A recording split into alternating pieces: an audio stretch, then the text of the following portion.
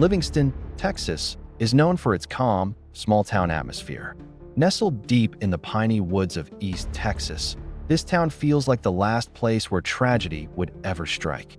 The streets are quiet, the townspeople friendly, and the air smells of the tall pines surrounding the town. It's the kind of place where everyone knows everyone, where neighbors watch out for each other, and where you might leave your front door unlocked without thinking twice. But even in such a peaceful town, dark secrets can linger beneath the surface. Audrii Cunningham was 11 years old when her life was tragically taken in this small, quiet town. She lived on her family's sprawling property, a piece of land her grandparents had owned for decades. The property was large, with acres of land stretching far back into the forest, offering plenty of space for Audrii and her siblings to roam. They were raised in a tight-knit family, where every moment was filled with love and laughter. Audrii was described as a bright, intelligent, and compassionate child, known for her love of animals and her infectious smile. Her family, especially her grandparents, cherished every moment they spent with her. It was on this very property that Audrii's life would be cut short in a brutal and shocking way. Her killer wasn't a stranger, though. He was someone who lived on the property, someone who had been trusted by her family. His name was Earl Jenkins, a man in his late 40s who had been hired by Audrii's family to work on the land. Jenkins was a quiet, unassuming man with a gruff demeanor. He wasn't well known in the town, but he had been working with the Cunningham family for a few years, helping to maintain the property. No one thought twice about Jenkins, who kept mostly to himself. He was one of those people who faded into the background, never drawing attention to himself. But his presence on the family's land would prove to be one of the most dangerous mistakes the Cunninghams would ever make. On the morning of her death, Audrii had been playing outside as she often did, running through the woods with her dog and exploring the grounds. It was a peaceful, sunny day, and everything seemed normal. But by the time the sun set, Audrii was gone, missing without a trace. Her family was frantic, combing the property, calling out for her, but there was no sign of the young girl.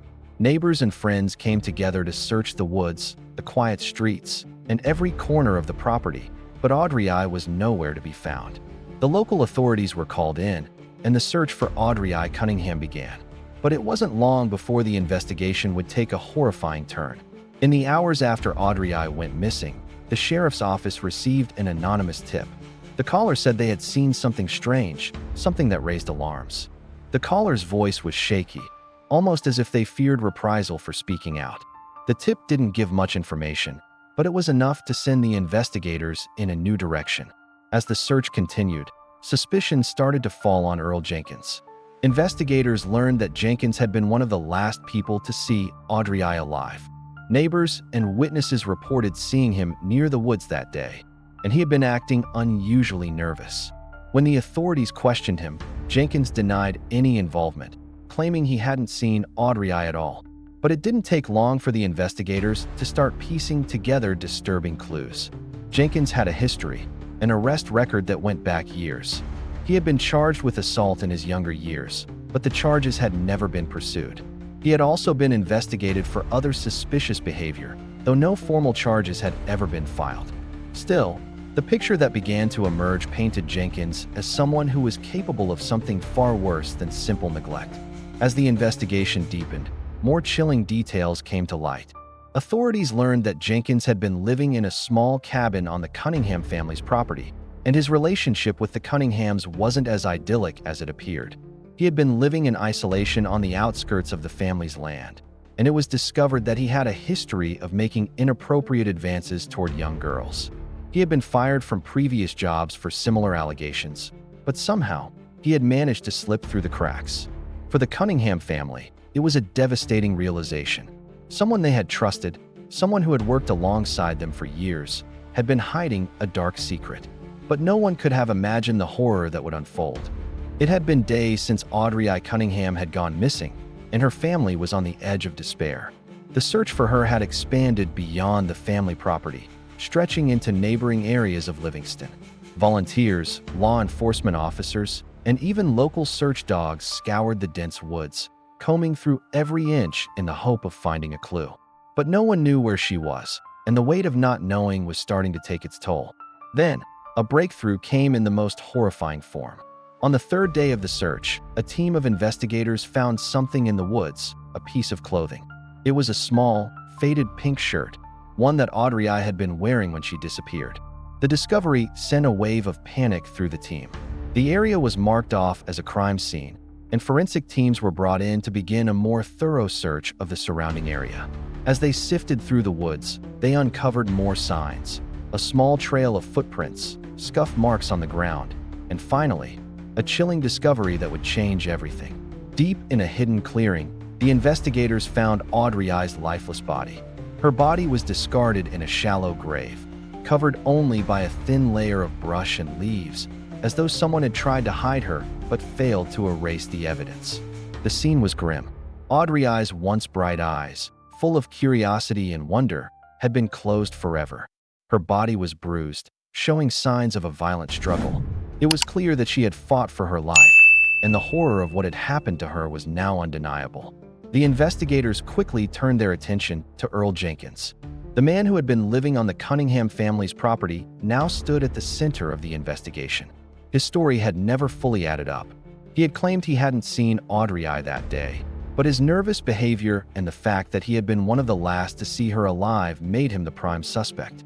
Jenkins was arrested and brought in for questioning, but his responses were inconsistent, erratic.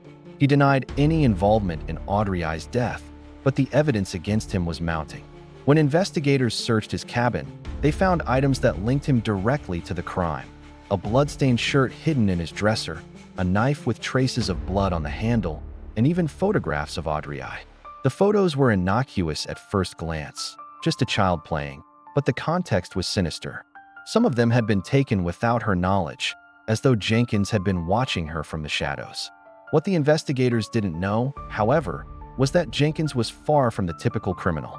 He was a master manipulator, someone who had learned to weave his lies so convincingly that even those closest to him never suspected the depths of his depravity. Jenkins' interrogation was a psychological game of cat and mouse. He maintained his innocence, but his demeanor only made him seem more suspicious.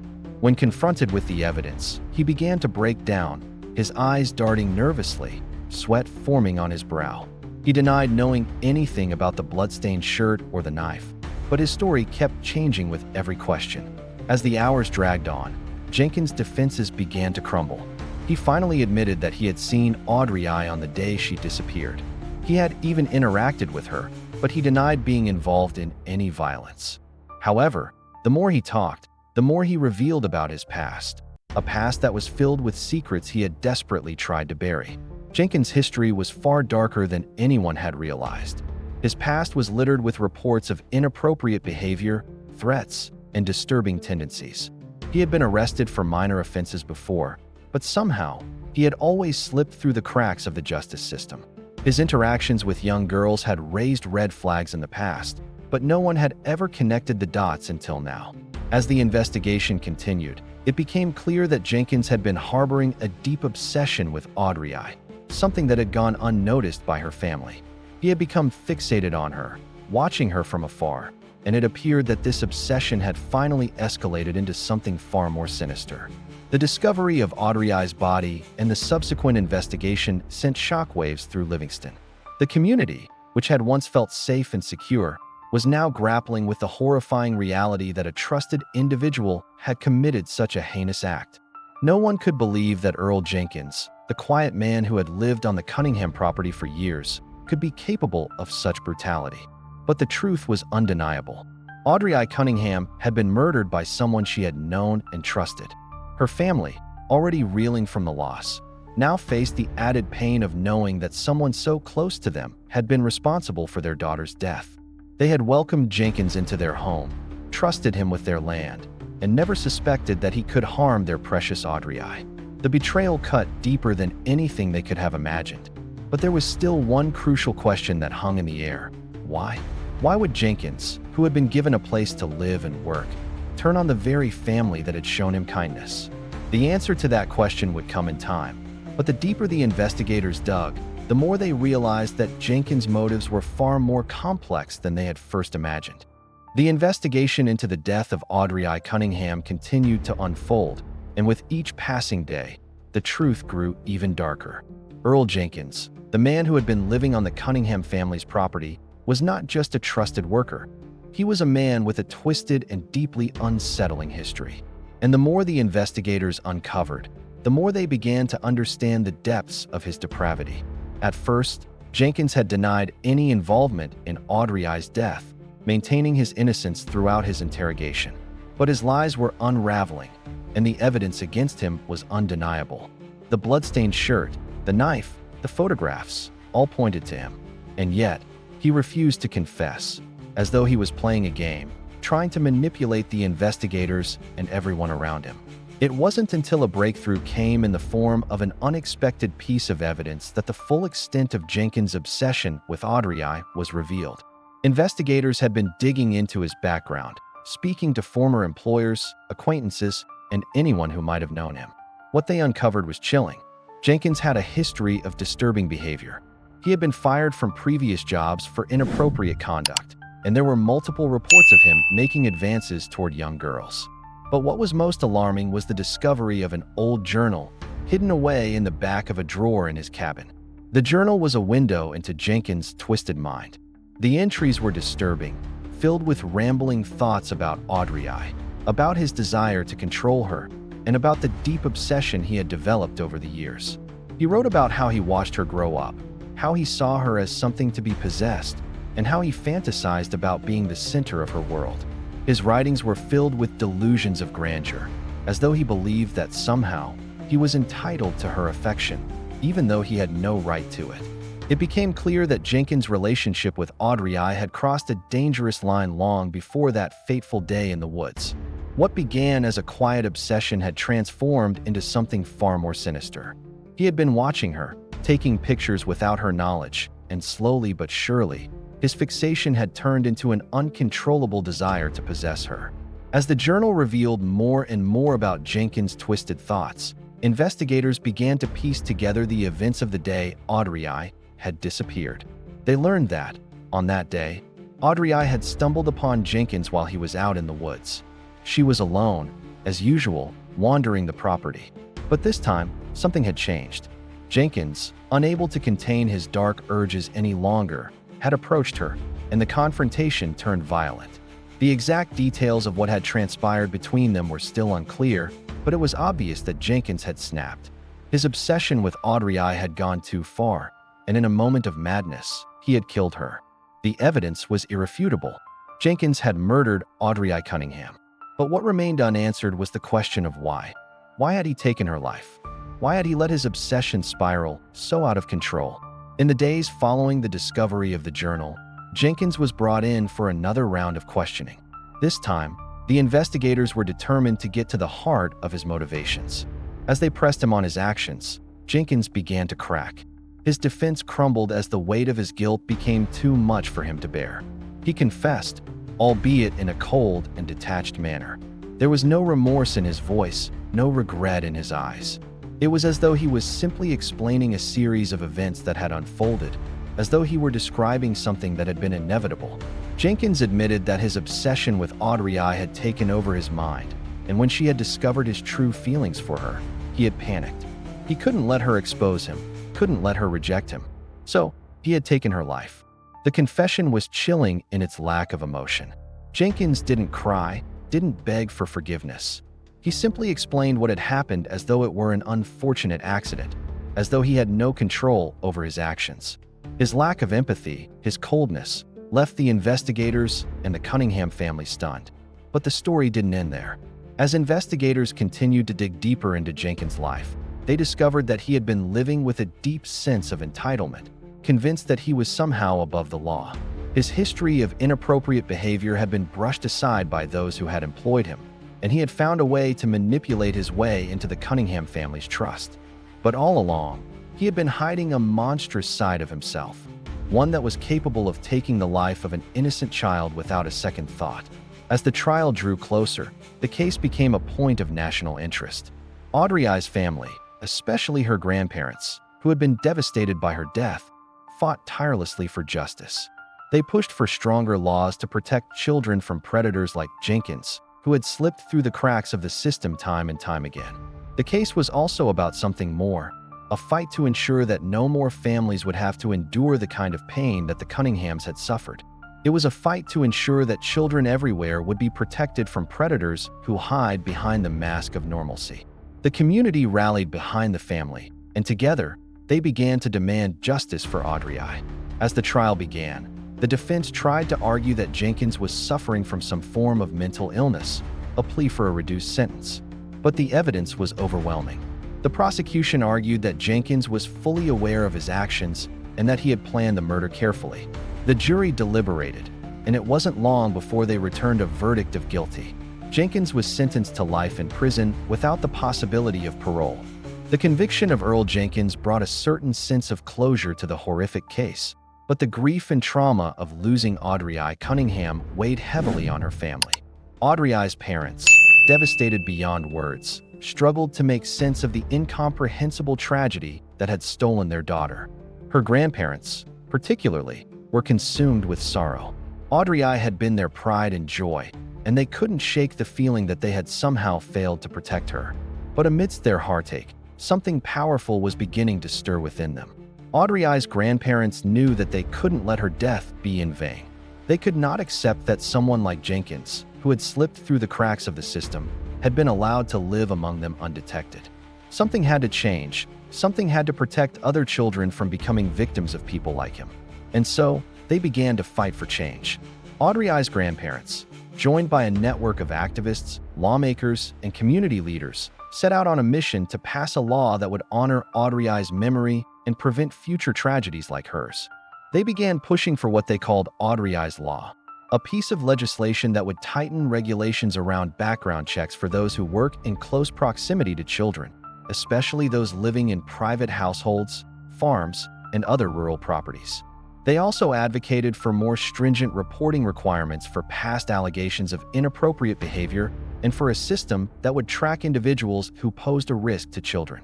Audrii's grandparents traveled to Austin, the state capital, to meet with lawmakers. The weight of their grief was still present, but they channeled it into their determination to ensure that no other family would endure what they had. They spoke passionately about their granddaughter, about how she had been taken too soon, and how they couldn't allow her death to be part of a forgotten statistic. Audrii was a real child, with a bright future ahead of her, and it was their duty to ensure that her legacy was something that could make a difference for other children. The push for Audrii's Law gained traction quickly. The media had latched onto the case, and the community had rallied behind the Cunninghams. Audrii's death had sparked a larger conversation about the failure of the system to protect vulnerable children. Jenkins' history of violent tendencies and past allegations should have raised red flags long before he was allowed to work on the Cunningham property, and the law needed to address these gaps. But the fight was not without its challenges. Some lawmakers pushed back, arguing that the proposed law would infringe on individual rights or place undue burdens on businesses that employed people like Jenkins. There were debates, compromises, and long meetings, but Audrii's grandparents never wavered in their resolve. They refused to let the issue fade into the background, just as Jenkins had faded into the background of their lives for so many years. Finally, after months of hard work, Audrii's Law was passed. It was a monumental moment, not just for the Cunningham family, but for every child in Texas. The law created a new set of regulations for individuals who worked in close contact with children, including more rigorous background checks and the creation of a registry for those convicted of certain crimes, so that future employers could screen individuals for prior offenses. It also provided more resources for victims of child abuse and gave law enforcement greater authority to investigate and prosecute those who posed a threat to children. The passing of the law was a bittersweet victory for Audrii's family. They would never get their granddaughter back, but at least they could rest knowing that her death had not been in vain. Audrii's name would live on in the law that bore her name, and it would stand as a constant reminder of the need to protect the most vulnerable in society. As Audrii's grandparents stood in the Texas Capitol, watching the law pass, they allowed themselves a moment of quiet reflection. The pain of losing Audrii would never leave them, but they knew that their fight had made a difference. They had taken something so tragic and turned it into something that would save lives. The moment was both a victory and a loss, a reminder that justice was more than just a conviction. It was a fight for a better future. But even with the law now in place, there was still something that haunted them.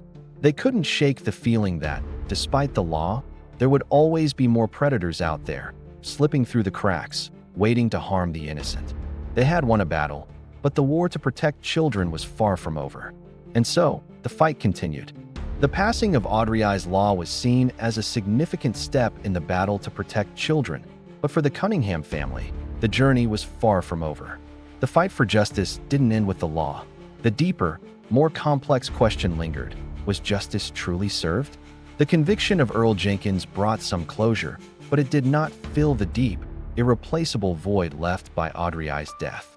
Her family, especially her grandparents, could not erase the haunting image of her lifeless body, nor could they fully come to terms with the fact that the man who had murdered her was someone they had trusted. The betrayal of Jenkins stung as much as the loss of Audrii herself. How could they have missed the signs? How could they have allowed a monster to live on their property, to be so close to their precious granddaughter?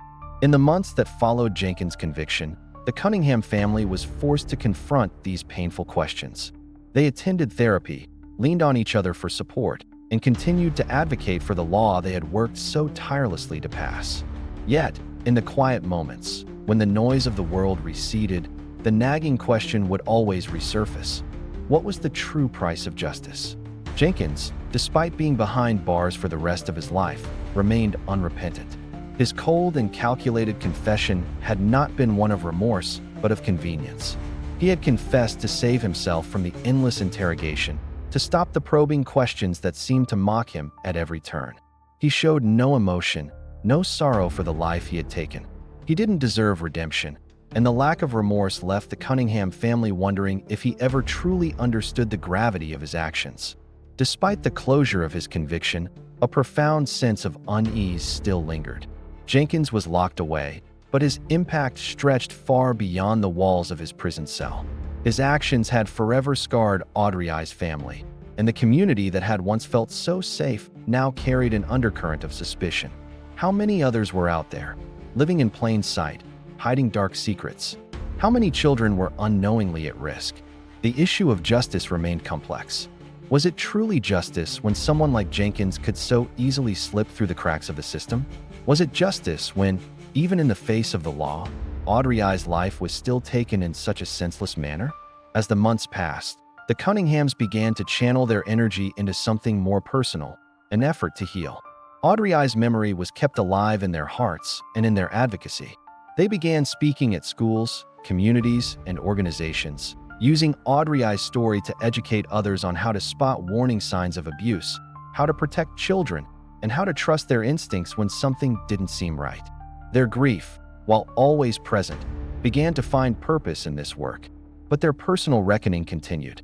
Audrii's grandparents often found themselves sitting together in silence, reflecting on the events that had led them here. They had fought hard for justice. They had created a law to protect children, but in their hearts, they couldn't escape the feeling that something had been lost, something irreparable. Justice had been served in the legal sense, but there was no law that could truly bring their granddaughter back. No punishment that could undo the horror. As for Jenkins, the man who had taken Audrii's life, he faced his own reckoning in the cold isolation of his prison cell. His life behind bars was far from peaceful. He was constantly taunted and despised by the other inmates. He had been a predator, and in prison, the predators often find themselves targets. But even as he faced the consequences of his actions, Jenkins remained a mystery. His true motives, his true nature, were never fully understood. Did he believe in his twisted justification for what he had done? Did he see himself as a victim of some larger force? Or was he simply a man who had never known love, never understood the value of life, and had allowed his darkness to consume him? The Cunningham family, as much as they tried to understand the mind of their granddaughter's killer, came to the painful realization that some answers may never come. Justice, they learned, wasn't always as clear-cut as a courtroom verdict. It was a process, a journey of both retribution and healing. As the years went by, the memory of Audrii Cunningham remained etched in the hearts of everyone who knew her. Her grandparents continued to fight for the law that bore her name, working to ensure that her legacy would live on, that her death would serve as a constant reminder to protect the vulnerable, to never let predators go unnoticed. But as they stood before Audrii's gravestone, holding each other for strength, they knew that the true cost of justice was not in the law passed or in the prison sentence served. It was in the quiet, unrelenting ache that would never fade. It was the awareness that no matter how much justice was sought, some things could never be fixed. And in the end, the greatest tragedy of all wasn't the loss of Audrii's life, but the fact that there would always be someone like Jenkins, someone willing to destroy what was pure, someone who had no sense of the sacredness of human life. The law had been passed, but could any law truly stop the darkness that lived inside people like him? This case proves that secrets never stay buried, and justice can never fully undo the damage caused by a life lost too soon. Audrii Cunningham's death sparked a monumental change, but it also left us questioning the very nature of justice and how far we are willing to go to protect the most vulnerable. Do you think justice was truly served for Audrii? Was the law enough to ensure that nothing like this would ever happen again? Let us know your thoughts in the comments. Subscribe for more gripping, true crime stories.